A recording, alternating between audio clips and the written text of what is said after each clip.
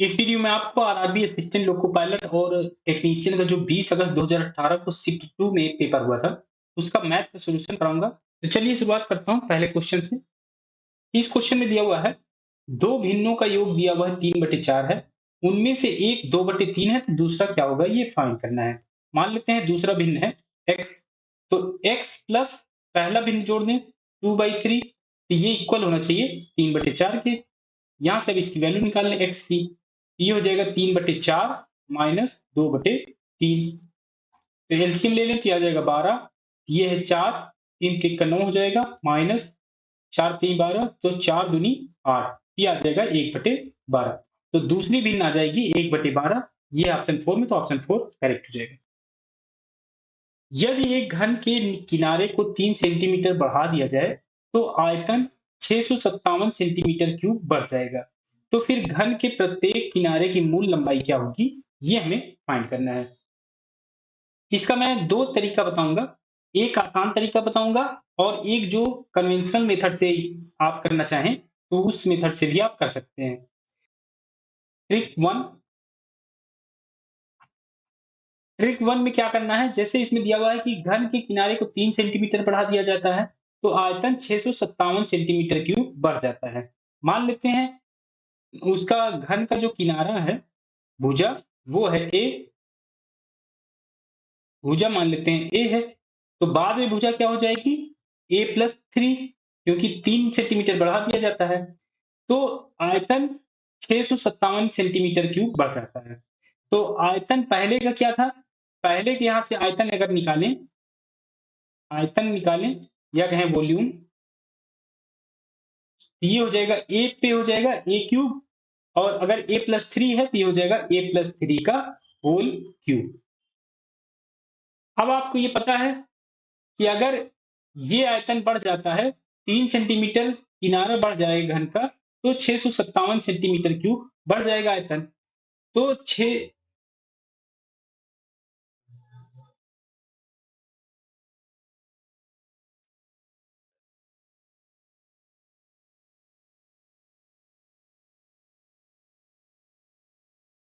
तो ये हो जाएगा a+3 का होल क्यूब माइनस a का क्यूब, ये दिया हुआ है 657 सेंटीमीटर क्यूब। अब यहां से आप अगर ऑप्शंस की हेल्प ले लें, ऑप्शंस की हेल्प ले लें, तो यहाँ a की जगह 8 रख दें, तो 8 रखेंगे तो 8 3 11, 11 का क्यूब, ये पहला ऑप्शन लेते हैं, पहला ले लें, तो 11 का क्यूब माइनस 8 का क्यूब करना पड़ेगा। 11 का क्यूब होता है 1331 और 8 का क्यूब होता है 512, तो ये लगभग 1300 है और ये है लगभग 500। अगर 1300 में 500 घटाएंगे तो लगभग आएगा 800 के करीब, लेकिन ये 657 के करीब आना चाहिए, तो ये ऑप्शन तो इनकरेक्ट हो जाएगा। तो ये भुजा 11 वाली, सॉरी 8 वाली भुजा नहीं होगी, ऑप्शन 1 जो है इनकरेक्ट हो गया। दूसरा ऑप्शन ले लें, तो दूसरा ऑप्शन दिया हुआ है 7 सेंटीमीटर, भुजा अगर हम यहाँ पे a की वैल्यू 7 रख दें, ये आ जाएगा 10 का क्यूब माइनस ये हो जाएगा 7 का क्यूब, तो 10 का क्यूब हो जाएगा 1000 और 7 का क्यूब हो जाएगा 343, तो ये है 1000 और ये है लगभग 350, तो लगभग 650 इसका डिफरेंस आएगा, जो कि इसके बराबर है। तो अब इसका हम एक्चुअल वैल्यू निकाल लें, तो 10 में से 3 जाएगा तो ये आ जाएगा 7, और यहाँ पे बचा 9, 9 में से 4 गया तो ये आ जाएगा 5, और यहाँ बचा 9, 9 में से 3 गया ये आ जाएगा 6, तो ये आ गया 657, जो कि इसके बराबर आ गया, तो यही ऑप्शन 2 करेक्ट हो जाएगा, इसमें 7 सेंटीमीटर करेक्ट हो जाएगा। दूसरा ट्रिक क्या है, ये कन्वेंशनल मेथड से आप लगा सकते हैं इसको, बिना ऑप्शंस के हेल्प के से। तो यहाँ पर आपको a+3 का होल क्यूब को आपको ओपन करना पड़ेगा। a+3 का होल क्यूब आप ओपन करेंगे तो ये आ जाएगा a क्यूब प्लस 3 का क्यूब करेंगे तो ये आ जाएगा 27 प्लस 3 इंटू ये हो जाएगा 3 3 का 9 और a 9a, और ये हो जाएगा a+3। यहाँ पे माइनस a क्यूब था तो यह minus a cube equal to 657, a cube से ये ए क्यूब कट जाएगा, तो अब इसे हम सॉल्व करें तो ये आ जाएगा 27 प्लस और ये हो जाएगा 9 का ए स्क्वायर प्लस ये हो जाएगा 27 ए इक्वल टू 657। ये हो जाएगी 9a स्क्वायर प्लस 27a, और ये प्लस इक्वल टू हो जाएगा 657 में से 27 घटेगा तो ये आ जाएगा 630। कर ले तो 9 सभी में कॉमन है तो ये आ जाएगा, 9 से सभी में डिवाइड करते हैं तो ये आ जाएगा a square plus 3a equal to हो जाएगा 9 सत्ते 63, ये आ जाएगा 70। a स्क्वायर प्लस 3a और ये आ जाएगा माइनस 70 इक्वल टू 0। तो इसे हम लिख सकते हैं a स्क्वायर और ये 70 है तो 10 में से 7 घटा दें तो ये आ जाएगा 10 सत्ते 70। तो ये हो जाएगा प्लस 10a माइनस 7a लिख सकते हैं, ये माइनस 70 है इक्वल टू 0। तो a कॉमन ले ली तो ये आ जाएगा a प्लस 10 और ये माइनस 7 यहाँ से कॉमन ले तो a प्लस 10, ये आ जाएगा a माइनस 7 और a प्लस 10 इक्वल टू 0। तो इसको 0 करेंगे तो a इक्वल टू 7 आ जाएगा, इसको 0 करेंगे तो a इक्वल टू माइनस 10 आ जाएगा। धन की जो साइड होगी वो माइनस हो नहीं सकती, तो ये तो वैल्यू जो होगी वो इनकरेक्ट हो जाएगी, तो a की वैल्यू आ जाएगी 7। तो ये ऑप्शन 2 में तो ऑप्शन 2 करेक्ट हो जाएगा इससे भी। तो आप इस क्वेश्चन को ऑप्शन की हेल्प से करेंगे तो आसानी से आप निकाल सकते हैं। नेक्स्ट क्वेश्चन बताता हूं। एक 10 भुज में विकर्णों की संख्या क्या होगी ये हमें फाइंड करना है। डायगोनल्स कितने होंगे हेंडेकागन में ये हमें फाइंड करना है। तो इसका डायरेक्ट फार्मूला होता है विकर्णों का, ये हो जाएगा n minus 1 upon 2 minus n। यहाँ पे n की वैल्यू रख दें, एक 10 भुज होता है 11, तो n की वैल्यू आ जाएगी यहाँ से 11, तो वैल्यू रख दें यहाँ पे, ये हो जाएगा 11 गुणे और 11 में से 1 गया तो 10 डिवाइडेड बाई 2 माइनस 11। तो इसे सॉल्व कर लें तो आ जाएगा 5, 11 पचे 55 माइनस 11 तो आ जाएगा 44। तो इसका आंसर आ जाएगा ऑप्शन 1 इसमें करेक्ट हो जाएगा। रघु का टैंकर एक टंकी को 4 घंटों में भर सकता है। आधा टंकी भर जाने के बाद इसी तरह के 3 और टैंकर खोले जाते हैं। टंकी को पूरी तरह भरने में लगा कुल समय कितना होगा ये हमें फाइंड करना है। तो इसमें कह रहा है कि रघु का टैंकर एक टंकी को 4 घंटे में भर सकता है। आधा टंकी भर जाती है, तो आधा टंकी का निकालने टाइम 4 घंटे में पूरा हो रहा था, पूरा भर सकता था, तो 4 को डिवाइड करने क्योंकि आधा टंकी भर रहा है तो ये आ जाएगा 2 घंटे। आधी टंकी तो 2 घंटे में भर गया। अब और कंडीशन क्या दी हुई है कि इसी तरह के 3 और टैंकर खोले जाते हैं। पहले एक टैंकर खुला हुआ था, अब 3 और खुल जाते हैं। अब 4 टैंकर हैं, तो पूरी टंकी को कितने समय में भर सकते हैं? ये हो जाएगा 4 टैंकर, पहले 4 घंटे लग रहे थे, अब 4 टैंकर हो गए तो 4/4 हो जाएगा 1 घंटे। ये है पूरी टंकी को भरने के समय। आधी टंकी भरी हुई है, तो आधी टंकी भरने के लिए कितना टाइम लगेगा? तो 1/2 करना पड़ेगा। तो आधी टंकी 2 घंटे में और इसके बाद आधी टंकी आधे घंटे में भर रही है, ये आ जाएगा 2.5 घंटे। तो ये हो जाएगा 2 घंटे 30 मिनट। ऑप्शन 4 इसमें करेक्ट हो जाएगा। एक बार मैं फिर से बता देता हूँ। पहले एक टैंकर खुला हुआ था जो कि 4 घंटे में पूरी टंकी को भर सकता था, तो आधी टंकी भर गई उस टैंकर से, तो 4/2 क्योंकि आधा भर रहा है तो 4/2, तो 2 घंटे में आधी टंकी भर जाएगी। फिर कह रहा है कि इसी तरह के 3 टैंकर और खोले जाते हैं, तो 4 टैंकर हो गए। अब पहले एक टैंकर 4 घंटे में भर रहा था, तो 4 को 4 से डिवाइड कर देंगे तो 1 घंटे में पूरी टंकी अब भर जाएगी। लेकिन पहले से आधी टंकी भरी हुई है, तो आधी टंकी जो खाली है 1 घंटे में पूरा टंकी भर रही है, तो आधे घंटे में आधी टंकी भर जाएगी। तो 2 घंटे ये और आधा घंटा इन 4 टैंकर के कारण ये आ जाएगा, 2.5 घंटे में पूरी टंकी भर जाएगी। तो ये ऑप्शन 4 में तो ऑप्शन 4 करेक्ट हो जाएगा। ए और बी की उम्र में 16 वर्ष का अंतर है। यदि 6 वर्ष पहले बड़े की उम्र छोटे से 3 गुना थी, तो ए और बी के बीच छोटे की वर्तमान आयु ज्ञात करें कि क्या होगी। मान ले इसमें बड़ा छोटा दिया नहीं हुआ है, तो मान लेते हैं इसमें बड़ा है ए, बड़ा है ए। तो 16 वर्ष का अंतर है, तो ए हो जाएगा, ए इक्वल हो जाएगा बी प्लस 16।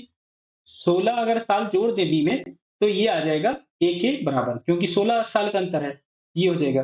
अब दूसरी कंडीशन दी हुई है कि यदि 6 वर्ष पहले, तो a की हो जाएगी a माइनस 6 और b की हो जाएगी b माइनस 6। इसमें दिया हुआ है कि बड़े की उम्र छोटे से 3 गुना थी। बड़ा इसमें a माना गया था, तो ये जो है, ये छोटे से 3 गुना थी। तो ये इक्वल हो जाएगा अगर इसमें हम 3 का मल्टीप्लाई कर दें छोटे वाले में। तो a की यहाँ से वैल्यू रख दें, ये हो जाएगा b प्लस 16 माइनस 6 हो जाएगा b प्लस 10। अब इक्वल हो जाएगा 3 इंटू बी माइनस 18। अब इसे सोल्व कर लें, तो b इधर जाएगा राइट साइड में, तो आ जाएगा 2b, और ये 18 इधर आएगा तो आ जाएगा 28। तो b की वैल्यू आ जाएगी 14, 14 7। यही छोटा माना गया था, तो ये है ऑप्शन 1 में, तो ऑप्शन 1 करेक्ट हो जाएगा। जॉय और मीनाटी के पास मौजूद कंचों की संख्या का अनुपात 5:8 है। जॉय और मीनाती, इनके पास मौजूद कंचों की संख्या का अनुपात दिया हुआ है 5:8 है, तो 5/8 हो जाएगा। जबकि जैकब और मीनाती के पास मौजूद कंचों की संख्या का अनुपात 7:8 दिया हुआ है कि जैकब और मीनाती, जैकब और मीनाती के पास मौजूद कंचों की संख्या दिया हुआ है 7:12, तो 7/12 हो जाएगा। अब इसमें पूछा क्या है कि जॉय और जैकब के पास कंचों की संख्या का अनुपात क्या होगा, ये फाइंड करना है। तो जॉय और जैकब, तो अगर इन दोनों को हम कंबाइन कर लें और मीनाती का एलिमिनेट कर दें, तो हम जैकब और जॉय का जो अनुपात होगा कंचों की संख्या का, वो निकाल सकते हैं। तो मान लें अगर ये इक्वेशन 1 है और ये इक्वेशन 2 है, तो इक्वेशन 1 डिवाइडेड बाई 2 कर दें, तो ये हो जाएगा जॉय अपॉन मीनाती अपॉन हो जाएगा जैकब अपॉन मीनाती। ये इक्वल हो जाएगा, ये 5/8 था तो 5/8, और ये डिवाइड होगा 7/12 से। तो मीनाती से मीनाती वाला कैंसिल हो जाएगा, और ये 4 से कट सकता है, तो ये हम 2, और ये 4 से कटेगा तो आ जाएगा 3। तो ये ऊपर चला जाएगा अंश में, ये हो जाएगा 5 या 15 डिवाइडेड बाई, ये हो जाएगा 7 दूनी 14।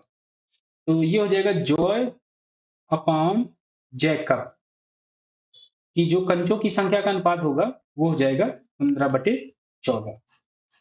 यही पूछा गया था, ये ऑप्शन 2 में, तो ऑप्शन 2 करेक्ट। एक वॉशिंग मशीन का विक्रय मूल्य उसके क्रय मूल्य का 4/3 है, तो लाभ प्रतिशत क्या होगा, ये फाइंड करना है। वॉशिंग मशीन का विक्रय मूल्य, सेलिंग प्राइस दिया हुआ है, सेलिंग प्राइस दिया हुआ है कि 4/3 है सीपी का, कॉस्ट प्राइस का, या कहें क्रय मूल्य का। तो ये दिया हुआ है क्रय मूल्य के 4/3 की। तो यहाँ से सेलिंग प्राइस और कॉस्ट प्राइस का अनुपात निकालने, तो आ जाएगा 4/3। अगर सेलिंग प्राइस 4 रुपए है, तो कॉस्ट प्राइस क्या होगी, 3 रुपए होगी, क्योंकि अनुपात में है। तो हम ऐसे कह सकते हैं कि अगर सेलिंग प्राइस 4 रुपए है, तो कॉस्ट प्राइस होगा 3 रुपए। तो ये यहाँ से परसेंटेज प्रॉफिट निकाल लें अब। तो परसेंटेज प्रॉफिट निकालें, तो 4 में से 3 घटाएं तो आ जाएगा 1, और कॉस्ट प्राइस है 3, तो आ जाएगा 3। परसेंटेज में निकालना है तो 100 से मल्टीप्लाई। तो इसे सॉल्व कर लें, तो ये हो जाएगा 33 सही 1/3%। ये ऑप्शन 4 में, तो ऑप्शन 4 करेक्ट हो जाएगा। द्विघात समीकरण की 2 मूल दिया हुआ है। ये दिया हुआ है, एक दिया हुआ है कि x इक्वल टू 2/3 है, और एक दिया हुआ है x इक्वल टू -1/2 है। समीकरण के को इस प्रकार लिखा जा सकता है, तो इसका जो समीकरण है उसे किस प्रकार से लिखा जा सकता है, ये हमें फाइंड करना है। 2 रूट है, a है और b है, तो उसे हम समीकरण में लिख सकते हैं x minus a into x minus b equal to 0 के फॉर्म में। रूट यहाँ पे 2/3 और -1/2 है, तो a और b के फॉर्म में, a और b के जगह इसको रख दें, ये हो जाएगा x माइनस 2/3, और ये हो जाएगा x माइनस माइनस ये प्लस हो जाएगा, ये हो जाएगा 1/2 इक्वल टू 0। अब इसे सोल्व कर लें, तो 3 का इधर मल्टीप्लाई कर दें, ये हो जाएगा 3x - 2 डिवाइडेड बाई 3। अब इस ब्रैकेट को सॉल्व करें तो ये आ जाएगा 2x + 1 divided by 2 equal to 0। 3 और 2 ये इधर मल्टीप्लाई हो जाएंगे, क्रॉस मल्टीप्लाई, ये हो जाएगा 3x - 2 into 2x + 1 equal to 0। और ये है 3x - 2, 3x - 2 यहाँ पे है और 2x + 1 यहाँ पे है। ये है ऑप्शन 1 में, तो ऑप्शन 1 करेक्ट हो जाएगा। ए और बी एक कार्य को 20 दिनों में पूरा कर सकते हैं। बी और सी उसे 30 दिनों में पूरा कर सकते हैं। ए बाई बी प्लस 1/बी इक्वल टू दिया हुआ है 1/20 और दिया हुआ है 1/बी प्लस 1/सी दिया हुआ है 1/30। और क्या दिया हुआ है कि जबकि सी और ए एक साथ उसी कार्य को 24 दिनों में पूरा कर सकते हैं। तो 1/सी प्लस 1/ए दिया हुआ है 1/24। बी और सी में से प्रत्येक को व्यक्तिगत रूप से कार्य पूरा करने में कितने दिन लगेंगे, ये फाइंड करना है। तो बी और सी का फाइंड करना है, तो इन सभी को इक्वेशन को अगर हम जोड़ दें, ये इक्वेशन 1, ये 2 और ये 3 है, तो इक्वेशन 1, 2, 3 को जोड़ दें तो 1/a यहाँ पे है और यहाँ पे है, तो ये दोनों ऐड हो जाएंगे, ये हो जाएगा 2/a प्लस ऐसे ही एक बार यहाँ पे है और एक बार यहाँ पे है, ये आ जाएगा 2/b और ऐसे ही c हो जाएगा, तो ये हो जाएगा 2/c इक्वल टू, अब ये सभी ऐड हो जाएंगे, 1/20 प्लस 1/30 प्लस 1/24। तो इसे सॉल्व करें तो एलसीएम ले लें, तो यहाँ एलसीएम लेना पड़ेगा 120, तो 20 छंगम 120 तो ये आ जाएगा 6, ये हो जाएगा 4 3 12 120, ये आ जाएगा 4 और ये हो जाएगा 24 पंचे 120, ये आ जाएगा 5। तो 6 4 10 5 15, 15/120, 15 से इसे डिवाइड कर दें तो ये आ जाएगा 8। तो यहाँ से इस वाले से 2 कॉमन ले लें, ये हो जाएगा 2, 1/a plus 1/b plus 1/c, ये इसकी वैल्यू आ गई। तो 1/a plus 1/b plus 1/c की वैल्यू निकालें तो 2 से डिवाइड करना पड़ेगा इधर, ये आ जाएगा 1/16। तो ये इसकी वैल्यू आ गई 1/a plus 1/b plus 1/c की वैल्यू आ गई 1/16। ये इक्वेशन 4 मान लेते हैं। तो यहाँ हमें b की चाहिए, तो इस इक्वेशन 4 से अगर ये इक्वेशन हम घटा दें, इक्वेशन 3, इक्वेशन 4 से इक्वेशन 3 घटा दें तो यहाँ पे 1/c 1/a घट जाएगा, तो केवल बचेगा 1/b। तो ये इक्वल हो जाएगा 1/16 माइनस 1/24। अब इसे सॉल्व कर लें, एलसीएम लेना पड़ेगा, तो 16 को लिख सकते हैं 8 गुणे 2 और 24 को लिख सकते हैं 8 3 24, यहाँ केवल 3 से मल्टीप्लाई करना पड़ेगा, तो ये यहाँ पे हो जाएगा 3, क्योंकि 8 दूनी 16, ये 3 बचेगा, ये बचेगा 8 3 24, यहाँ पे बचेगा 2, तो ये आ जाएगा 1/b की वैल्यू आ जाएगा 1/8 दूनी 16, तो ये 48, 1/b की वैल्यू आ जाएगी 1/48, तो b की वैल्यू आ जाएगी 48 डेज। b की वैल्यू आ गई 48। अगर ऑप्शंस में देखें तो केवल ऑप्शन 3 में ही है b की वैल्यू 48, बाकी सब अलग दिए हुए हैं, तो हमें c की निकालने की जरूरत नहीं है, यही आ जाएगा यहाँ पे 80। अगर आप सॉल्व भी करेंगे तो यही 80 इसमें भी आएगा। तो आपको ऑप्शन जरूर ध्यान में रखने हैं कि ऑप्शन भी चेक करते जाना है। एक पंखा 4% की हानि पर 36 रुपए में बेचा गया, यदि इसे 42 रुपए में बेचा गया तो लाभ या हानि प्रतिशत क्या होगा, ये फाइंड करना है। तो 4% की हानि पर बेचा गया, मान लेते हैं कॉस्ट प्राइस उसका x था, तो 4% की हानि पर निकालें तो ये आ जाएगा 96 डिवाइडेड बाई 100 गुणे x, ये किसके इक्वल दिया हुआ है, ये है 3600 के। तो इसे सॉल्व कर लें, तो 4 से इसे डिवाइड करें तो ये आ जाएगा, ये तो आ जाएगा 24 चौको 96 और ये हो जाएगा 900।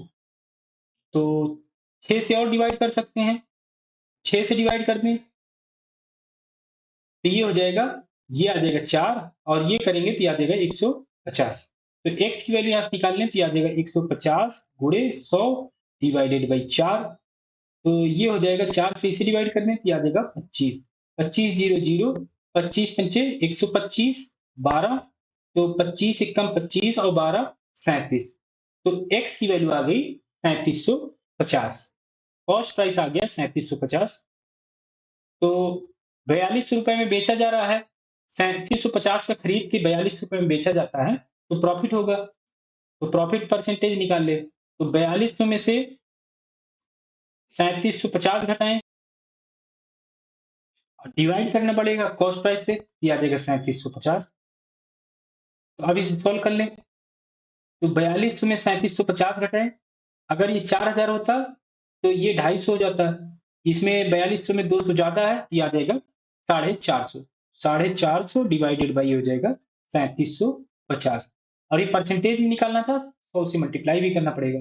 यहाँ भी 100 से मल्टीप्लाई, जीरो से जीरो कैंसिल हो जाएगा, 25 से इसे डिवाइड करें, 25 एकम 25, 25 पंचे 125, और ये 25 से डिवाइड करेंगे तो ये आ जाएगा 4, 15 से इसे डिवाइड करें तो ये आ जाएगा 3, ये हो जाएगा 3 चौके 12%।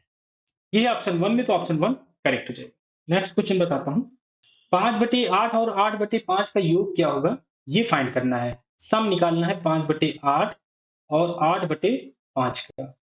एलसीएम ले लें तो ये आ जाएगा 8 पंचे 40, ये हो जाएगा 5 पंचे 25 और प्लस 8 नहीं 64, तो 64 और 25 हो जाएगा 89/40। ये ऑप्शन 2 में, तो ऑप्शन 2 करेक्ट हो जाएगा। दिया गया ग्राफ मानव शरीर में खनिजों के वितरण को दर्शाता है। दिए गए आंकड़ों के आधार पर मानव शरीर में पाए जाने वाले कैल्शियम और सोडियम का अनुपात क्या है, ये फाइंड करना है।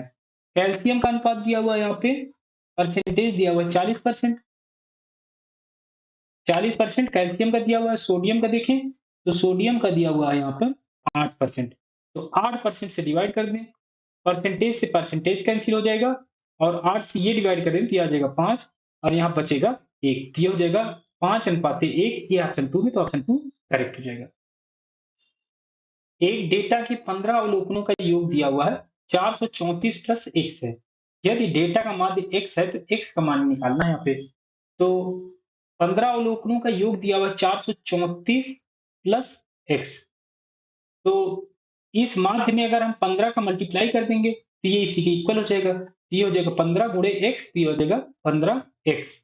यहाँ से अब इसको सॉल्व कर लें, तो x इधर लाएंगे तो ये आ जाएगा 14x, और ये इक्वल हो जाएगा 434 के। तो x की वैल्यू यहाँ से निकाल लें तो ये आ जाएगा 434 डिवाइडेड बाई 14, 14 × 42, यहाँ बचेगा 14, 14 एकम 14, तो ये आ जाएगा 31। ये x की वैल्यू यहाँ 31, ये ऑप्शन 1 में, तो ऑप्शन 1 करेक्ट हो जाएगा। नेक्स्ट क्वेश्चन बताता हूँ, निम्नलिखित में से कौन सा आवर्ती दशमलव उत्पन्न करेगा? Yield a recurring decimal. तो इसमें ये 4 ऑप्शन दिए हुए हैं, इसमें से हमें फाइंड करना है कि ये कौन सा ऑप्शन रिकरिंग डेसिमल देगा, या कहें आवर्ती दशमलव देगा। तो इसका रूल होता है कि जिसके भी हर में डिनोमिनेटर बोले, डिनोमिनेटर में इक्वेशन जो भी नंबर दिया हुआ हो, जैसे ये भिन्न दिया हुआ है, तो अगर इस भिन्न को सरल करने के बाद इसके डिनोमिनेटर या हर में अगर 3, 7, 9, 11 या ऐसे कोई टर्म हो, तो ये हमेशा रिकरिंग डेसिमल देगा। तो इसमें हम ये सॉल्व करके देख लें, इनको पहले सिंप्लीफाई कर लें। तो ऑप्शन 1 ले लें, तो ये 21/120 है। तो इन दोनों को हम और सॉल्व कर सकते हैं, 3 से अगर हम डिवाइड कर दें, 3 से इसे डिवाइड करें तो ये आ जाएगा 7, और इसे 3 से डिवाइड करें तो ये आ जाएगा 40। तो ये सॉल्व होके आ जाएगा 7/40। इसके डिनोमिनेटर में 3, 7, 9, 11 ऐसे कोई नंबर है नहीं, यहाँ पे है केवल नंबर है। अगर हम 40 का फैक्टर निकालेंगे तो ये हो जाएगा 2 गुणे 2 4, 4 दूनी 8, पंचे 40। तो इसमें ना तो 2 है ना तो 5 है इन सीरीज में, तो ये ऑप्शन इनकरेक्ट हो जाएगा। नेक्स्ट ऑप्शन चेक करें, तो इसे भी हम 3 से सोल्व कर सकते हैं, तो ये आ जाएगा 7 3 21, 7, 3 से इसे डिवाइड करेंगे तो ये आ जाएगा 10। तो इसे हम लिख सकते हैं 7/10, और 10 को अगर हम फैक्टर करें तो ये आ जाएगा 2 गुणे 5। तो इसमें भी 2 और 5 है नहीं, तो ये भी ऑप्शन इनकरेक्ट हो गया। ऑप्शन सी चेक करें, थर्ड ऑप्शन चेक करें, तो इसे भी 3 से डिवाइड कर सकते हैं तो ये आ जाएगा 7, और इसे डिवाइड करें तो 20 3 60, 20 से ये डिवाइड हो जाएगा, तो इसे हम लिख सकते हैं 7/20। इसका फैक्टर करें तो ये हो जाएगा 2 दूनी 4 और 4 पंचे 20। इसमें भी टर्म है 2 और 5 के, जो कि इसमें है नहीं। रिकरिंग डेसिमल के लिए ये टर्म आनी चाहिए, लेकिन ये आया नहीं। अब ऑप्शन 4 चेक करें, तो 3 से इसे डिवाइड कर सकते हैं, तो ये आ जाएगा 7। 3 से इसे डिवाइड करें तो ये आ जाएगा 30। तो ये हो जाएगा 7/30। 30 का फैक्टर निकालें, तो 2 दूनी 4 तो नहीं होगा, 2 3 6 और 6 पंचे 30। तो यहाँ टर्म आ गया 3 का, जो कि इसमें मैच हो गया। तो यही जो ऑप्शन होगा वो देगा रिकरिंग डेसिमल।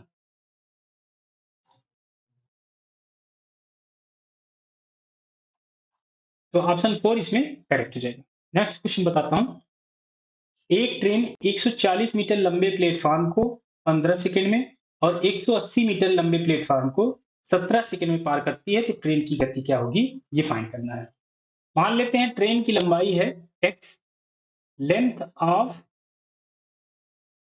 ट्रेन ये मान लेते हैं ये है x। ट्रेन की लंबाई जो है x मान लिए। तो इसमें दिया हुआ है कि एक ट्रेन 140 मीटर लंबे प्लेटफॉर्म को 15 सेकंड में पार करती है।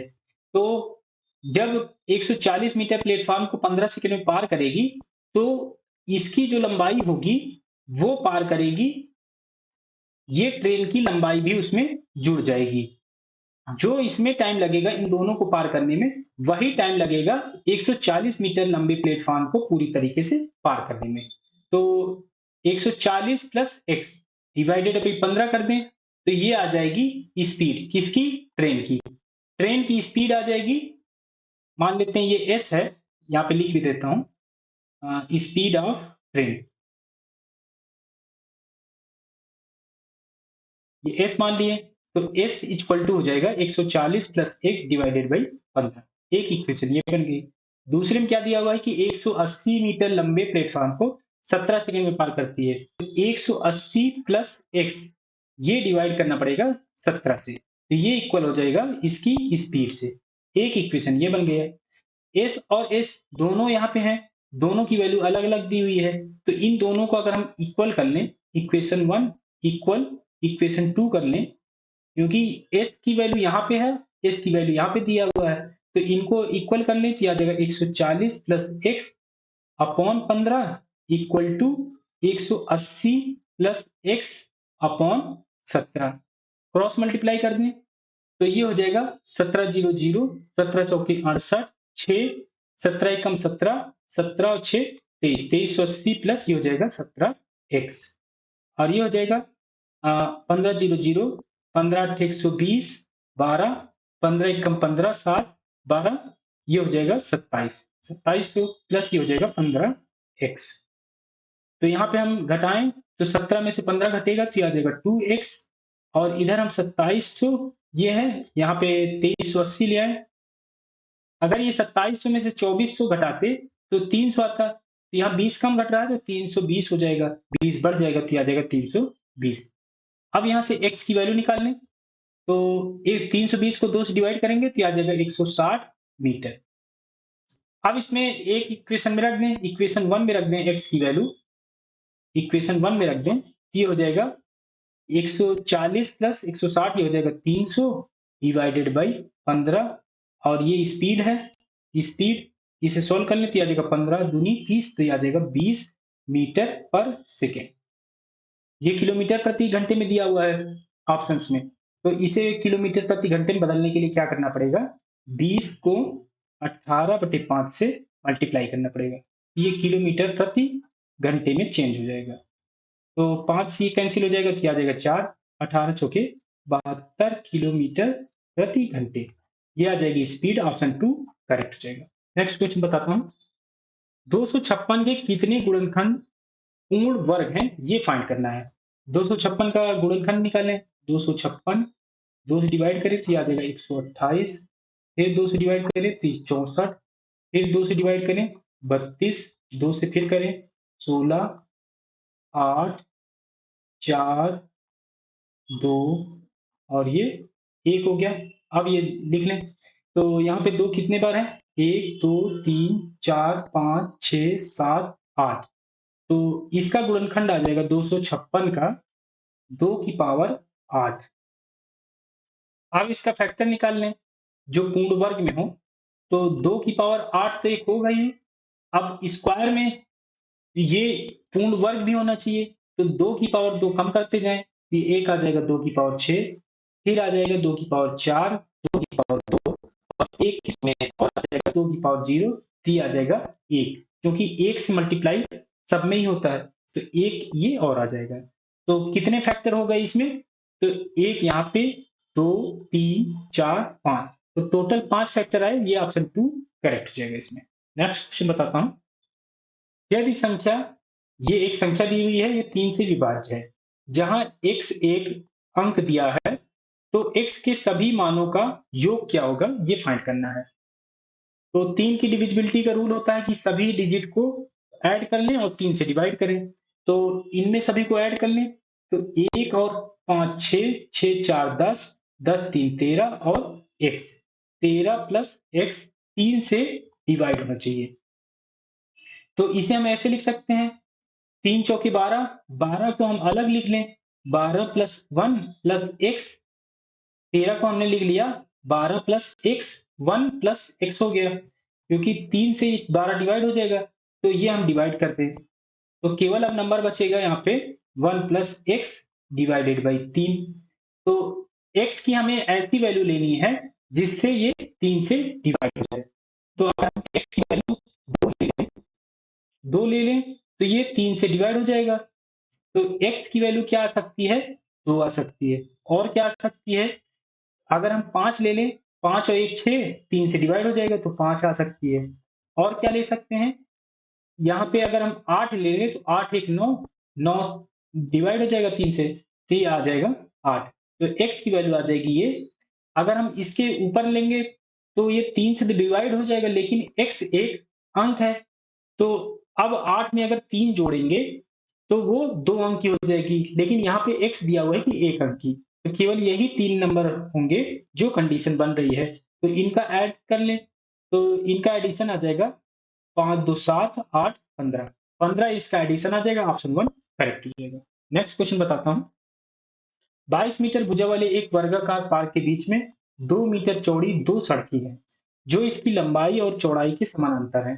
100 रुपए प्रति वर्ग मीटर की दर से पथ पर बजरी बिछाने की लागत क्या होगी, ये फाइंड करना है। वर्गाकार पार्क एक ड्रा कर लें।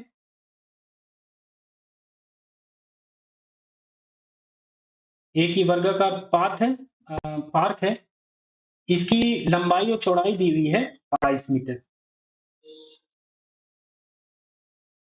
कह रहा है कि 2 मीटर चौड़ी सड़क है जो लंबाई और चौड़ाई के समानांतर है। तो इसके समानांतर एक चौड़ी सड़क बना ले 2 मीटर की। एक ये चौड़ी सड़क बन जाएगी ऐसे।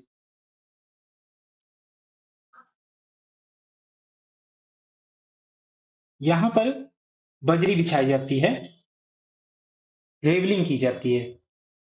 तो यही जो पाथ होगा, इसका हमें कॉस्ट निकालना है, कितना होगा ग्रेवलिंग करने पर। तो इसका एरिया निकाल लें। तो एरिया क्या हो जाएगा? ये पूरा जो है, ये पूरा 22 मीटर है। तो इसके लिए जो होगा, ये वाले पाथ के लिए, ये वाले पाथ के लिए हो जाएगा 2 गुणे 22, 2 गुणे 22 प्लस पूरा एरिया निकालना है। ये जो ग्रेवलिंग करनी है, उसका पूरा एरिया निकालना है। तो ऐसे ही ये वाला पाथ लेना पड़ेगा। तो ये हो जाएगा 2 गुणे, क्योंकि ये पूरा 22 है, तो 2 गुणे 22 ये भी जुड़ेगा, 2 गुणे 22।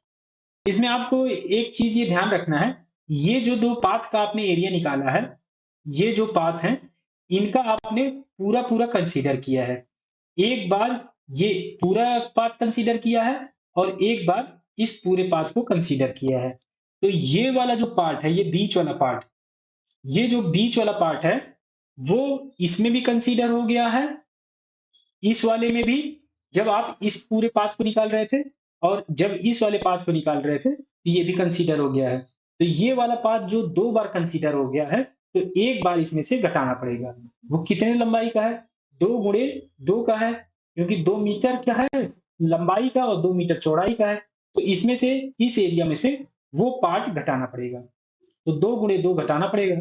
तो अब इसे सॉल्व कर ले, तो 22 दूनी 44 और 22 दूनी 44, 88, 88 में से 4 घटेगा तो ये आ जाएगा 84। तो एरिया आ गया, जो ग्रेवलिंग करना है वो आ गया 84।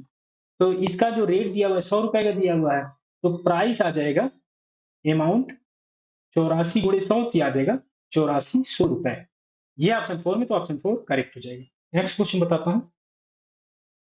यदि एक्स स्क्वायर प्लस ए एक्स प्लस बी को एक्स माइनस 4 से विभाजित करने पर 32 शेष बचता है, तो X square plus B X plus A को एक्स माइनस 4 से विभाजित करने पर 35 शेष बचता है, तो ए प्लस बी की वैल्यू क्या होगी, ये फाइंड करना है इस क्वेश्चन में। इस इक्वेशन को x माइनस 4 से डिवाइड कर रहे हैं, तो इसे 0 की इक्वल करके यहाँ से x की वैल्यू निकाल लें, तो ये आ जाएगा, x की वैल्यू यहाँ से आ जाएगी 4। तो ये जो x की वैल्यू आई, ये इस इक्वेशन में रख दें। तो x की जगह हम 4 रखें तो ये आ जाएगा 4 का स्क्वायर, तो ये आ जाएगा 16 प्लस, और a इंटू 4 ये हो जाएगा 4x प्लस b, और यहाँ से जो शेष आया था वो 32 आया था, तो ये इक्वल हो जाएगा 32 की। तो यहाँ से इसे सॉल्व कर ले, तो ये आ जाएगा, ये a है, तो ये हो जाएगा 4a plus B equal to, ये 16 इधर आएगा तो ये आ जाएगा 16। एक इक्वेशन ये बन गई। दूसरा कंडीशन क्या दिया हुआ है कि ये इक्वेशन और दी हुई है और x माइनस 4 से डिवाइड हो रही है, तो 35 शेष बच रहा है।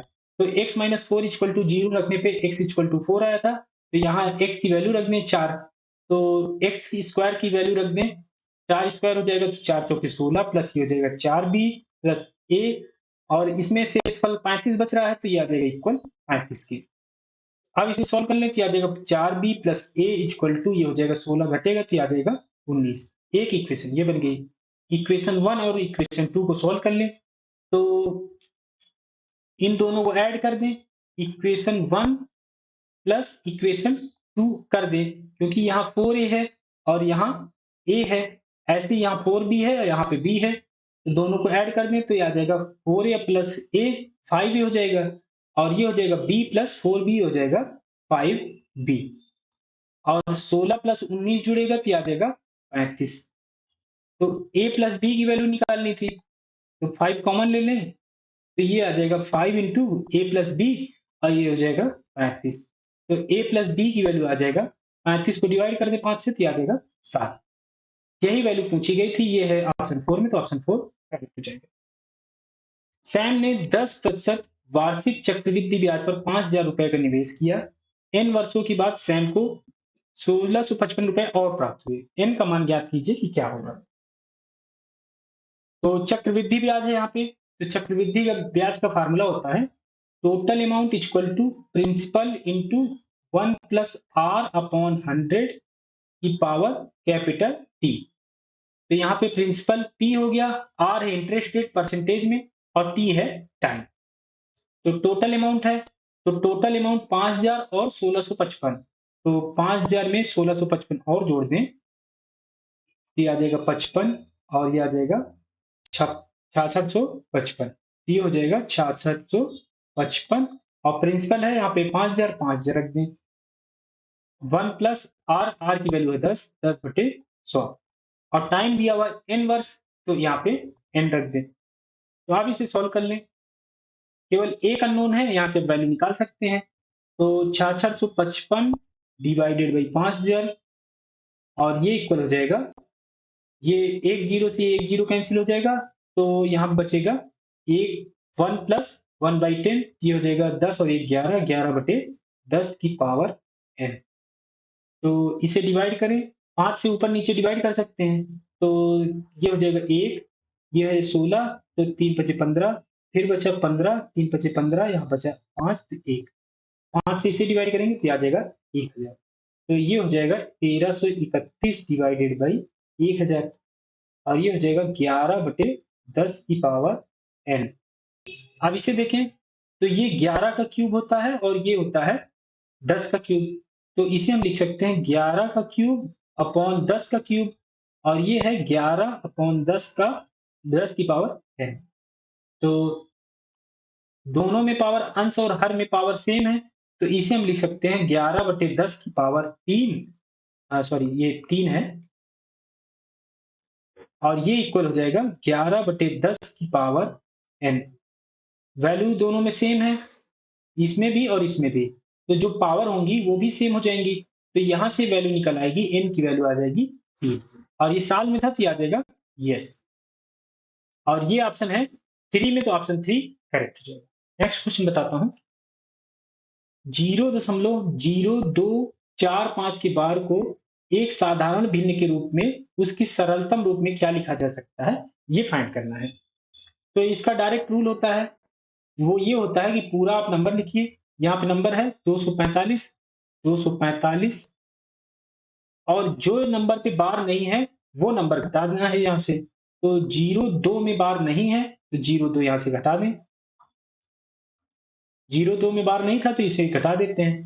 और यहाँ पे जितने पे बार है उतने तो 9, तो 2 पे बार है तो 2 9 आ जाएंगे और जितने पे बार नहीं है दशमलव के बाद उतने 0 लगाने पड़ेंगे। तो यहाँ 2 डिजिट थे जिन पे बार नहीं थे, तो ये 2 डिजिट 0 के लग जाएंगे। अब इसे सोल्व कर लें। तो 245 में से 2 घटेगा तो आ जाएगा 243 और ये डिवाइड होगा 99 से। 9 से ये डिवाइड हो सकता है, तो 9 दूनी 18 और यहाँ बचेगा 63, 9 सत्ते 63, तो इसे 9 से करें तो ये आ जाएगा 1100। तो इसकी वैल्यू आ जाएगी 2700 डिवाइडेड बाई 1100। ये है ऑप्शन 2 में, तो ऑप्शन 2 करेक्ट हो जाएगा। तो ये थे सभी क्वेश्चन जो एग्जाम में आए हुए थे। अगर ये वीडियो आपको अच्छी लगी हो तो लाइक करिए, दोस्तों के साथ शेयर करिए और सब्सक्राइब जरूर कर लीजिए। साथ ही साथ बेल आइकन जरूर दबाइए जिससे जो भी वीडियो आए आपको नोटिफिकेशन जरूर मिल जाए।